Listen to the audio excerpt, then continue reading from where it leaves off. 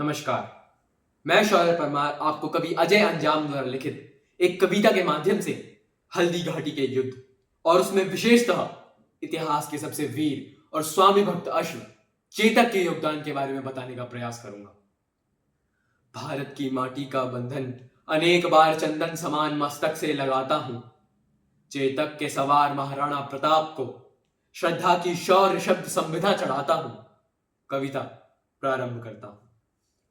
मुगलिया काल में जलालुद्दीन अकबर के गाल पे कमाल के तमाचे सा पड़ा था युद्ध। मुगलिया काल में जलालुद्दीन अकबर के गाल पे कमाल के तमाचे सा पड़ा था युद्ध।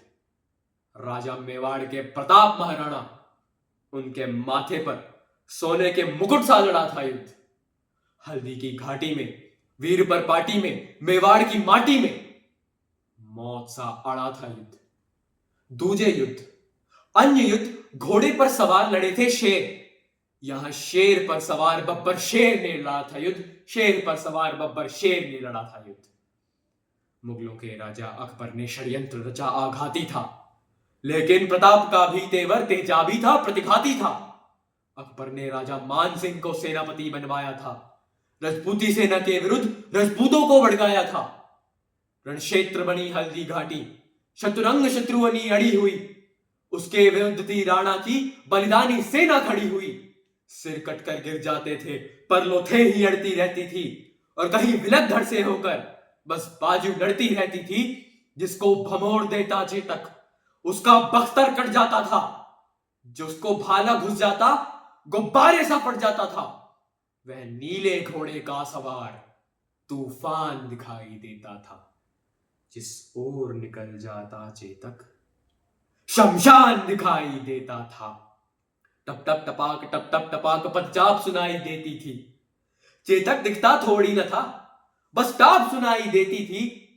भैरव बन गया त्रिशूल, दुधारी चंडा बन बैठी। फिर रक्त बीज बन गए मुगल, बरछी चामुंडा बन बैठी। बैरी को तक्षक थे प्रताप, फुफकार बन गया था चेतक।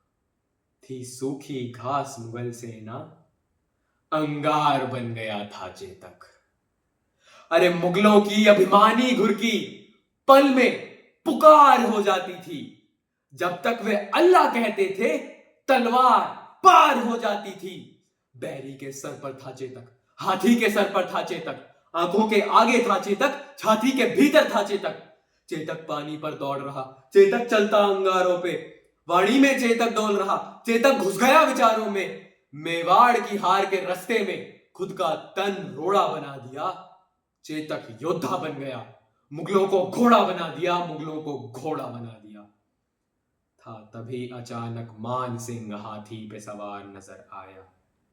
राणा के संग चेतक की भी आंखों में खून उतर आया। राणा को ही कौतुक करते इससे पहले वह घूम गया। अपनी टांगों के प्रबल वार से हाथी का मस्तक चूम गया।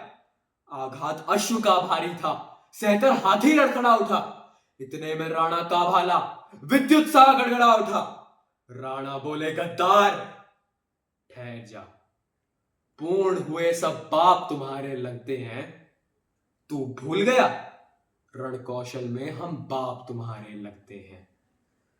राणा के प्रबल प्रहारों का ना तोड़ दिखाई देता था, ना हल्दी घाटी में चेतक का जोड़ दिखाई देता था। घिर गया श्रृगालों में नाहर, राणा को संकट बूझ गया। पर एक लिंग का हठी पुत्र दोधारी लेकर जूझ गया। इतने में झाला आ पहुंचे। बोले, राणा प्रस्थान करो, तुमसे कल्पों आशाएं हैं, कुछ उनका भी तो ध्यान करो। फिर एक लिंग का नाम लिया, दे घोर शपथ झाला बोले। दुश्मन का वार लिया खुद पर, होकर लथपथ झाला बोले। इनको मैं धूल चटा दूंगा, देखो तुम कल के मंगल को। झाला ने शपथ दिलाई तो राणा चल दिए जंगल को।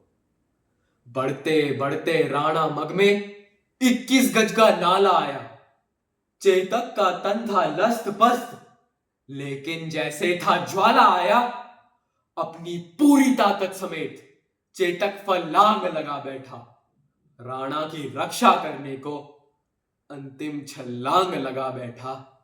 उस नील अश्व ने स्वामी भक्ति का पाठ सबको सिखा दिया। करवट लेकर बेजान शीश राणा चरणों में टिका दिया। फिर लगा अचानक जैसे घोटक ने अपना मुंह खोला हो।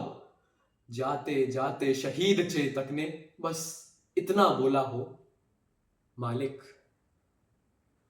मालिक, मेवाड़ घराने का मैं कर्ज चुका कर जाता हूं। माथा सहलाकर विदा करो, मैं फर्ज निभाकर जाता हूं। बस एक निवेदन है स्वामी, बस एक प्रार्थना है स्वामी, दुश्मन का सिद्ध षड्यंत्र न हो। जब तक चेतक की याद रहे, मेवाड़ मेरा परतंत्र न हो, मेवाड़ मेरा परतंत्र न हो। चेतक मेरे बेटे भैया, चेतक मेरे बेटे भैया, था लाल वीर चिंगाड़ उठा। बाहों में चेतक को भरकर वह घायल शेर दहाड़ उठा। चेतक तेरी सौगंध मुझे दुश्मन का नाम नहीं होगा। जब तक ये राणा जिंदा है, मेवाड़ गुलाम नहीं होगा। और एक वचन मेरा भी है, और एक वचन मेरा भी है, जिसकी प्रतिपूर्ति नहीं होगी। चेतक तेरे बिना राणा की कोई मूर्ति नहीं होगी, राणा की कोई मूर्ति नहीं होगी। धन्यवाद।